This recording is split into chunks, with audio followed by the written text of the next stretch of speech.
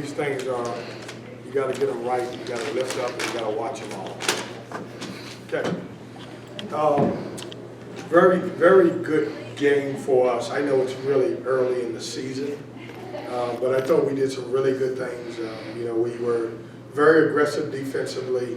I thought if I had to credit someone for getting us going, I would say Jaden Taylor was really a spark plug. He did a great job on the defensive end. Offensively, he was really aggressive getting to the free throw line. I didn't like on Monday that we took 7 free throws and someone came in our house and took a lot more. So that was one of our concentrations to get to the paint and get to the free throw line. I thought we did a tremendous job there. When you look at it, the second game of the year, we've got balanced scoring. I thought guys did a good job.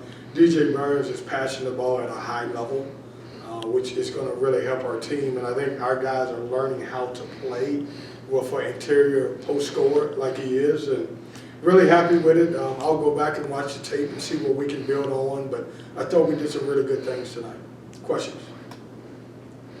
You mentioned getting to the free throw line. It seemed like Jaden, in particular, took it upon himself to get to the rim more and then shoot the jumper. Yeah, he was really good. 2 guys, I thought was very aggressive was him, and then I thought DJ Burns was very aggressive. And we talked about that. This particular group don't have a designated paint touch guy, and so Jaden's got to be that type of guy. And I thought today he was completely focused. He got to the rim. He made good plays. I thought he was very aggressive. DJ Burns, can he be a high assist guy and maybe even sometimes a hockey assist type of guy where he gets it to the guy and then that guy gets it to the basket, the next guy gets it to the basket? Man, the problem with him is that he's passing too much. He's looking to pass right away, and I'm only joking when I say that. The one thing about him is he's gonna get so much attention because of his ability to score. A lot of people will double team him. And what I love about him, he hasn't forced anything this year. Everything, the game's coming to him. He's finding cutters, and I think guys are really enjoying playing with him. I challenged him a little bit because I didn't like his ball screen coverage. The good thing about it, Abilene Christian didn't run a lot of ball screens, so he'll get an A today because we don't have to check that out. But he's one of those guys that's a willing passer, a big-time low-post scorer. Is this a team that kind of had your attention? I know they had the win in the opener.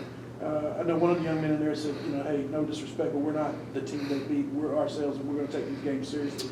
Oh yeah, what they did on Monday was impressive. I mean, Mike's built a great program in Oklahoma State, and they went in there. And I think what was really impressive about their win was the way they won, and they did it on the defensive end. I mean, they got after them. They really held them, and we knew that we knew it was going to be a very physical game. We knew coming in here that we had to play tougher in order to come out and win it, and I wanted to get off to a good start. I didn't want a team who just won at Oklahoma State to come in here and jump on us because that would have gave them a little bit more confidence. You mentioned paint touches. I know you like to bring the receipts when it comes to deflections, but between Jarkel and Turkavian, they had 283 free throw attempts last year. Have you talked to the team at all about, what is needed to get to the free throw line? They don't want to hear anything about Jarkel Jones and Turkavian Smith now. They love them guys, but I will name drop them in a minute. No, we just, those 2 guys were number 1 elite. That was our elite backcourt, and I'm trying not to compare any of these guys to them. I want them to be the best versions of themselves. That being said, somebody has to play that role, and I thought tonight it was Jaden Taylor. How have you seen your current backcourt kind of evolve, over the last week, between Michael O'Connell on Monday night, now Jaden Taylor tonight? Well, it's early, and I only got a small sample size. We wasn't able to go on a foreign trip this year, so I didn't get a chance to practice 10 times or see them play 3 or 4 games. But in our small sample size, we're growing. We're getting better. I consider this team of having 8 guys who could possibly start on any given night.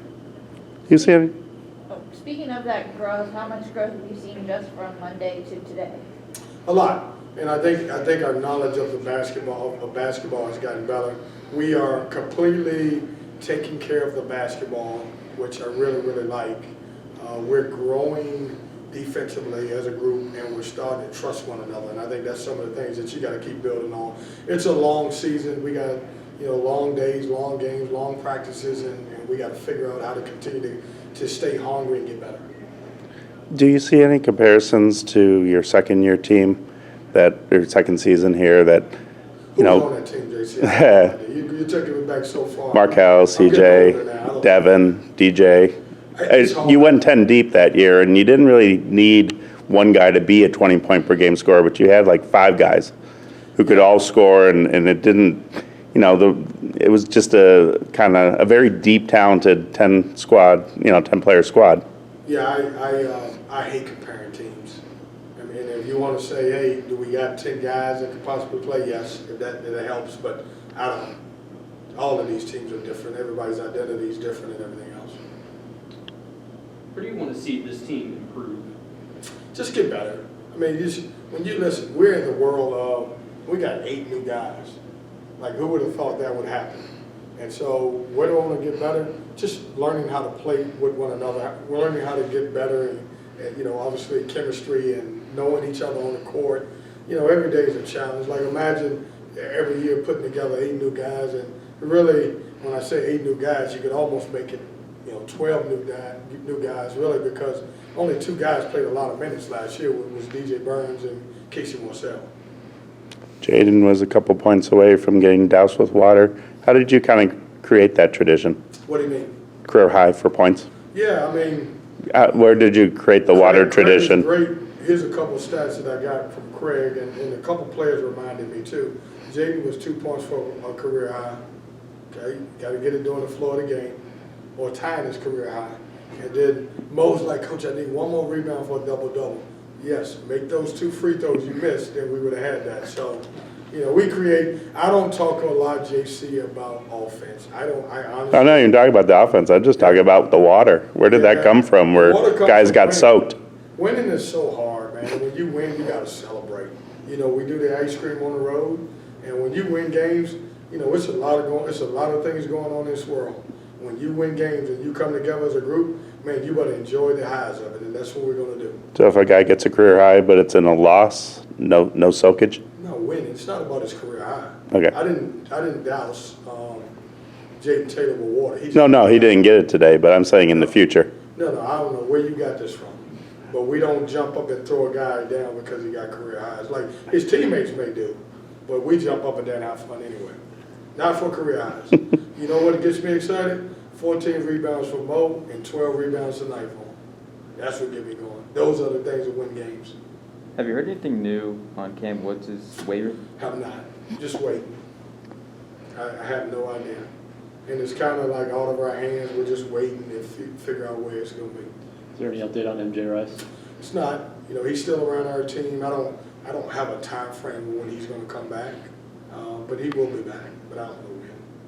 You got a little gap, I guess. Next game is a week from today, and then after that, it kind of starts to come. They start to go. You said you want to just see your team get better. Do you feel like they're maturing day by day, and they're going to be ready for this next coming run? Yeah, I mean, we gotta be work as professionals this next few days. We gotta take a day or 2 off. We gotta stay sharp because we don't play again till next Friday. And then it's kind of, we become an NBA team. You're playing every 2 or 3 days and everything else. So we gotta be very careful with what we do and not overdo it and make sure we stay sharp and get in the weight room, make sure that we're taking care of our bodies the right way. How much are you looking forward to this next little run of games? I look forward to the next I know you look forward to all of it, but Yeah. This is a real, as you said, it's sort of an NBA-like schedule. Yeah, I look forward to the next game. I think it's Charleston Southern. I've learned a long time ago never to look ahead. I got one team next, and I'll see if they play tonight or tomorrow, and I'll start watching tape tonight or tomorrow because I don't sleep, and I'll figure them out, but that's it. What's the go-to ice cream flavor? What you mean? You just talked about ice cream. Only on road wins. Okay, but what's the go-to ice For cream? me? Yeah. I don't eat any ice cream, just so you know. But I do buy it, so you know. I typically find, we go to an ice cream place, and there's not an ice cream place that doesn't have a chocolate chip cookie or something like that, so I eat cookie. Okay. I'm lactose intolerant, so I can't. Me too. Yeah. I See, get there you it. go. I get it. Right. Now, certain places, Chris Zepko, who orders the ice cream, he's really good at finding me ice cream that I can eat. And if I do, it's mostly cookies and cream.